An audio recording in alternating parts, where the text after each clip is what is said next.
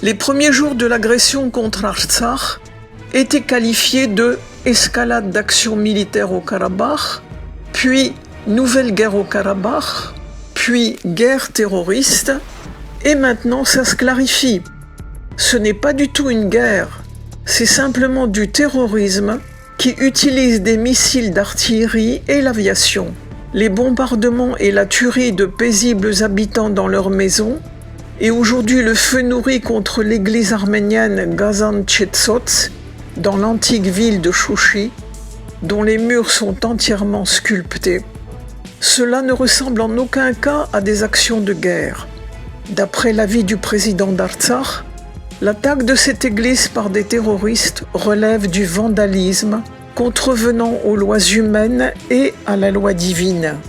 Et tout cela avec en fond des pourparlers entre le groupe de Minsk et l'Azerbaïdjan, qui ont commencé le jour même à Genève. Une rencontre en petit comité, tenue secrète et en dehors de l'ONU. On dirait que le monde commence à réaliser. Nombreux sont ceux qui disent que Bakou ne se défera pas avant longtemps de l'estampille de complice du terrorisme international. La majorité des membres du Parlement européen. Lors de la dernière session du Parlement européen, nombre de ces députés ont exigé que la Turquie reconnaisse sa responsabilité dans l'escalade du conflit au Haut-Karabakh. Un des députés, Martin Sonneborn, a même déclaré qu'il reconnaissait officiellement la République Artsakh.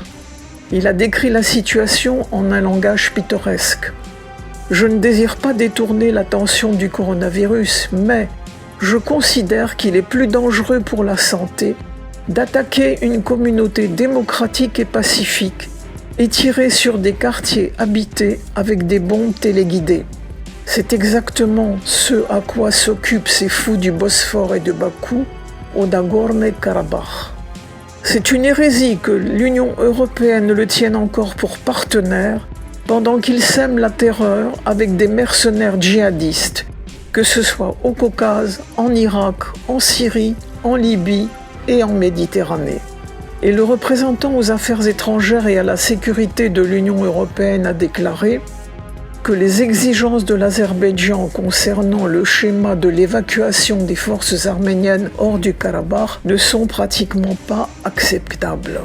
Et aussi, le Conseil de la ville de Genève a pris la décision de condamner l'agression militaire de l'Azerbaïdjan, de reconnaître les droits des Arméniens du Karabakh à l'autodétermination et de geler les actifs du clan Aliyev en Suisse. Le premier président d'Arménie conseille de porter attention sur le point suivant.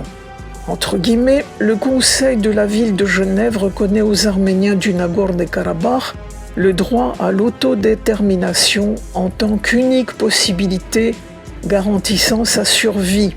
Et cela ne signifie qu'une seule chose, que lorsqu'un État pratique au niveau gouvernemental des discriminations raciales, nationales, religieuses, xénophobes, piétine les droits des citoyens de minorités ethno-territoriales, utilise la violence, menace d'éradication ou de déportation, dans ce cas, la communauté internationale, considérant la cohabitation pour ces peuples en question menacés, préconise au nom de leur survie de leur octroyer le territoire où ils vivent et le séparer de l'État en question.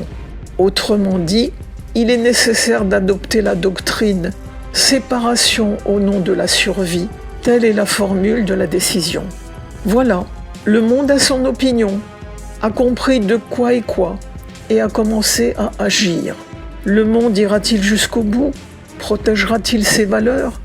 Pourra-t-il évaluer significativement la situation, sauver l'Artsakh et lui-même de cette nouvelle vague de l'ancienne infection, le terrorisme?